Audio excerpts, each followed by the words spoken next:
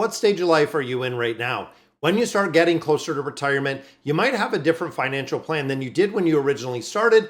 And that's what we're going to be looking at in today's video, how to really build your wealth after 40 years of age, which of course, most of you know I'm going on 45, which means we are getting much closer to retirement. Starting with our first one, minimizing and really eliminating any of your policy loans or anything that you're borrowed against the 401k. For a lot of people at a younger age, borrowing and really the biggest account that they are going to have is going to be the 401k plans. It is going to be the investment vehicles, which are earmarked and really set aside for retirement and retirement funds only. A lot of people do loans against those funds. They do first-time homebuyers. They do a lot of things. Now, at this point, when you start getting, again, a little bit later into life, you want to be maximizing the compounding interest that you're going to have before you get to retirement. Also, you might be having to explore how you're going to bridge getting from a certain age if you do plan to retire early, which is exactly what I plan to do. If I retire at 50, Social Security collection at 65, how am I going to bridge that gap 15 years? And of course, making sure that you don't have anything borrowed and you're really making the most that you can of those 401k plans are going to make a big difference. Now, as you do get a little bit further, you do want to diversify your investments as well. That's exactly what I've done. When you start looking at the 3-fund ETF portfolio that we built, it's not so much about investing and how fast you're investing, because again, when it comes to a wealth building plan, a lot of the time and effort has already been put into it, but of course the diversification. So when I think of multiple income streams, when I start looking at CDs that we have that are going to produce interest, when I have investment accounts that are going to produce dividends, when I have the growth of that ETF portfolio, but when you start looking at REITs, when you start looking at real estate, even when you look at YouTube, like what we're doing here as a side hustle or another business that we have to generate income, and definitely if you like the content that I'm putting out there, subscribe to the channel, but the diversification and also the passive income streams is really the way to do it. So when you get to that point of retiring at 50 and really bridging that until you hit 65, you have a multitude of income streams that can support you on a month-to-month basis. But of course, this doesn't work without the next big one, which is paying off debt, especially when it comes to high interest debt. So right back here, we are living the debt-free journey. That is right. We have the house that we're slowly paying off. By the time I'm 50, it is going to be paid in its entirety, meaning we are not going to have any debt. When you start looking at high interest debt, when you start looking at that credit card debt, running about 25, 26%, when you have debt, every single dollar that you are paying in interest is a dollar you cannot use anywhere else. It's a dollar that you can't invest. You can't put into those HSAs. You cannot use that money for anything other than literally maintaining what you do have on those credit cards.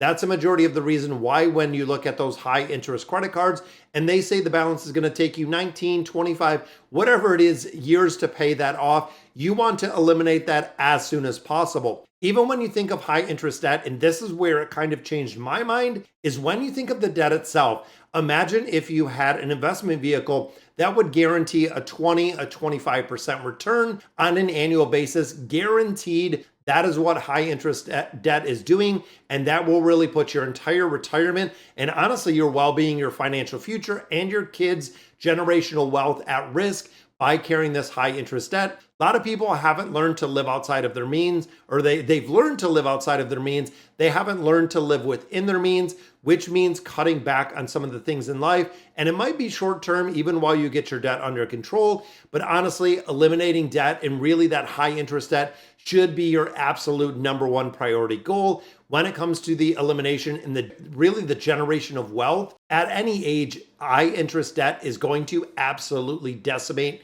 your plans that you have in your entirety. And then of course, investing in skills and education. Regardless of where you are in life, the more that you put into yourself to learn another skill, to learn an education piece, to learn a side hustle, whether it's certifications, whether it's accreditations, whether it's workshop, looking at an advanced degree, going back to school, anything that you can enhance your skill is going to make you, of course, more profitable, opening up more opportunities, more advancement in the job place, and the market is ever evolving. And a lot of people said when you start looking at Americans, 54% of Americans have a side hustle, just like we have here with YouTube, to create another income stream. And of course, regardless of what you do, if you have kind of a skill or a focus, a trades, whatever it may be, you can transfer that skill into a ton of different areas. And of course, that is going to generate income. The income generated from that, you can also use in that debt repayment. You can boost that investment vehicle, and you can really make sure that you're increasing your stability when it comes to retirement, which, like we just said, looking at expanding your income sources, this is really the big one. So you have two levers to really work with here. Number one is your income. So if you're getting paid X amount of money at a job, if you can, again, have something on the side, if you can get some dividends, if you can get, some interest, any way that you can produce additional income is going to give you one of two opportunities. The first one is the debt repayment vehicle, getting rid of the high interest debt. If you don't have that, getting rid of this unsecured debt, getting rid of the credit cards, but getting rid of the auto loans, getting rid of the mortgage, essentially. There's going to be a point in your life, and that's where I'm getting, is where I do want to be debt free. I do not want any debt at all. When we look to purchase a used vehicle, which we do not buy new, the sticker price is too high, the depreciation is too great. Buying a used vehicle, being able to go in there, literally write them a check, and there we go, it is done. I don't have to do a loan, I don't have to hit my credit, but I also don't have to pay interest. Like we said, there's really a big earmark with every single dollar that you're paying in interest. And honestly, this is probably one of the biggest eye-opening exercises that I've ever done. Go through your statements, go through everything you have. If that's your mortgage, if that's your auto loan, if that's, your credit cards, look at every single thing you have, break it down mathematically. How much money in a 30-day period are you paying in interest? When you know that number, times that, or really look at how many hours do I have to work to pay that amount of interest. And trust me, you will never look at interest again when you start looking at in black and white, where if you're making $25 an hour, you're paying $300 in interest every single month for everything across the board. Guess what? You're working a day and a half to go ahead and cover that interest. For a lot of people, you start getting in the hundreds or thousands of dollars of interest, which again is kind of crazy when you start looking at the higher credit card balances. Then you couple it with student loans, you couple it with everything else. You need a side hustle. You need the earning potential for something you do.